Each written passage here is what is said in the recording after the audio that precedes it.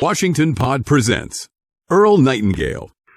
Sociologically speaking, culture, according to my excellent Random House dictionary, is the sum total of ways of living built up by a group of human beings and transmitted from one generation to another. The sum total of ways of living, but the human way of living, an invented, a contrived, a different way of living from that with which we were originally endowed. That's what makes it shaky at times. Culture is an invention. It's something we consider to be an improvement over the so-called natural way in which we found ourselves, living in the forests and savannas, living off the bounty of nature, as do all other so-called wild creatures on Earth. Much of human culture rests upon economics. Staying with my Random House dictionary, economics is the science dealing with the production, distribution, and consumption of goods and services, or the material welfare of mankind. Without material welfare, everything else tends to break down.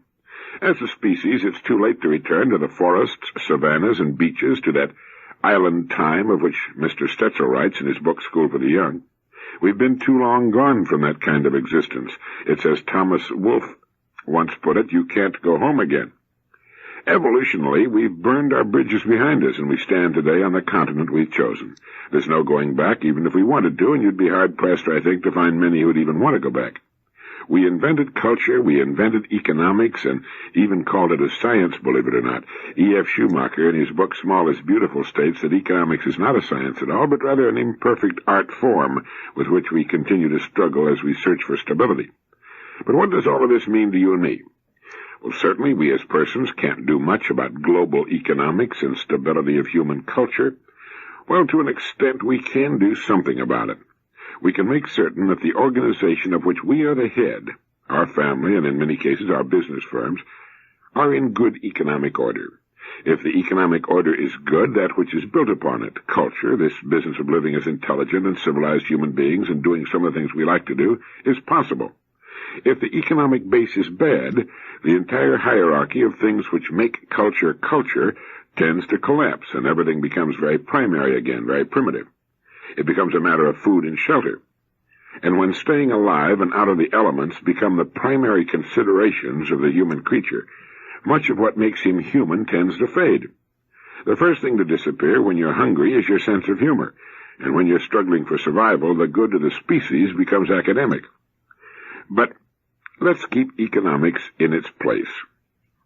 Things seem to be in a state of turmoil, and whenever this happens, I dig down for basics. Now, we have them with the facts of culture and economics, with those very human inventions which we shall consider to be basically good as starting points.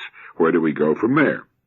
For answers of this kind, you simply cannot do better than to go back to that ugly philosopher, Socrates, son of a stonecutter and a midwife, enormously strong, very brave, charming, and brilliant.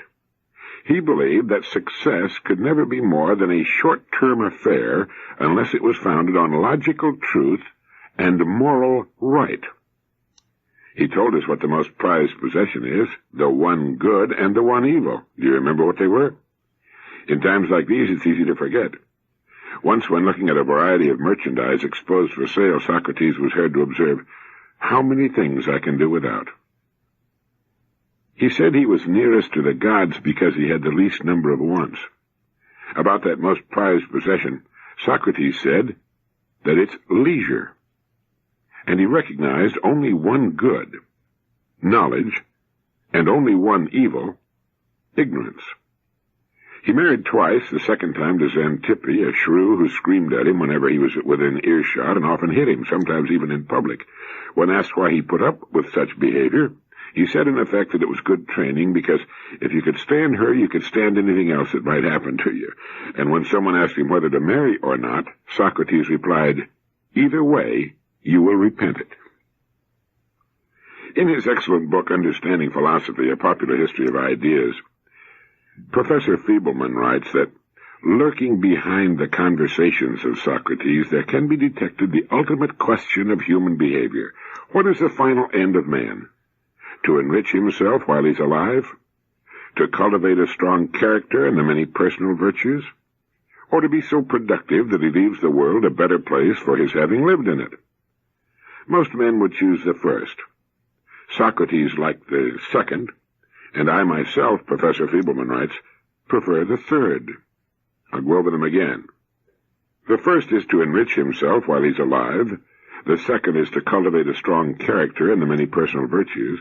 And the third, the one that Professor Feebleman prefers, is to be so productive that he leaves the world a better place for his having lived in it.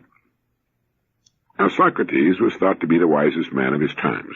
The oracle at Delphi said he was the wisest man. When he learned of that, the only answer that Socrates could give was that if he were indeed the wisest man alive, it was because he knew what he did not know. He placed so little value on what he thought and said that he never wrote down a word for posterity, nor would he accept money for his teachings. He remains to this day one of the wisest human beings the world ever produced, and his teachings represent a rock-solid foundation on which to build a life or a business. He said success can never be more than a short-term affair unless it's founded on logical truth and moral right. Leisure is the most prized of possessions. The only good is knowledge. The only evil, ignorance. Doesn't take long to learn his philosophy, does it? And what is the final end of a person? To enrich himself while he's alive? To cultivate a strong character and the many personal virtues? Or to be so productive that he leaves the world a better place for his having lived in it? Well, as to choosing a way to live, a nice balance of those three choices can be achieved. Chances are that a person would lean a bit toward one or the other, but he could do all three. He could cultivate a strong character and many personal virtues, be so productive that he could leave the world a better place for his having lived in it, and at the same time enrich himself to a sufficient extent that he could live what we might call the good life. And that's what a person might be thinking about these days, the basics. They tend to clear the mind and get things on a solid footing once again. The other morning, driving to my office, I heard one of my own radio programs in which I recommended writing our problems down on paper. I still think it's an excellent idea. It's been said that a problem defined is half solved, and if we find ourselves enmeshed in the coils of the times, we can write our problems down and then, reminding ourselves of Socrates' excellent advice, begin from there. I imagine most people are rather surprised to find that Socrates declared leisure to be the most prized of possessions.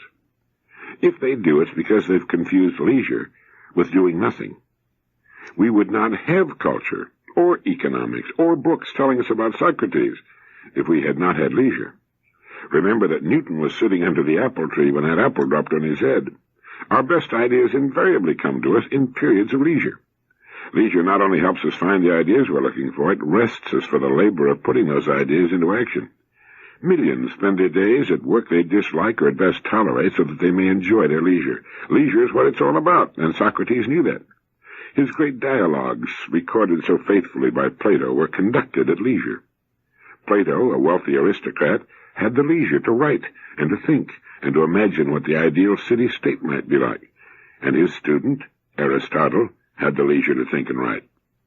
In our society, most of us can provide our children with the leisure to go to school for as long as they deem necessary. Although few of them would consider school leisure, it would be impossible or very difficult without it. Socrates had a fixed goal in life, to lead men to the truth. The truth, he thought, could not fail to win out in the end, regardless of its temporary consequences, and the truth, he also believed, would make virtue unassailable. Unfortunately, Socrates got mixed up with a losing side in a political struggle. His enemies, led by Miletus, accused him of corrupting the youth by making the worse cause appear the better, and they condemned him to death. He was, in a way, almost a religious figure of reason incarnate and the world's first martyr to the truth. Actually, as Professor Feebleman reminds us, those who had convicted him did not want to see him a martyr, and his friends were allowed to conspire with the jailer to help him escape, but he refused. And in the Phaedo, in one of the most moving accounts in all literature, Plato describes his last day in his cell with his friends and the manner of his execution. He was condemned to drink hemlock, a deadly poison, and did so, discoursing all the while on philosophy while his friends stood around him and wept. After his death, the Athenians felt such remorse that they closed the schools, put Miletus to death, and banished the other accusers. Then they honored Socrates with a bronze statue, which did not, of course, bring him back, although it did much to spread his teaching, which was left chiefly to his pupils. It's believed that Socrates lived to be 70, which was a pretty good old age for the time, 399 B.C. In the centuries between the time of Socrates and our own time, we've had as many ups and downs as there have been seasons of the years. But we've never had a clearer thinker than Socrates. We can put his wisdom to work in our lives today, and we will achieve without fail the results we seek.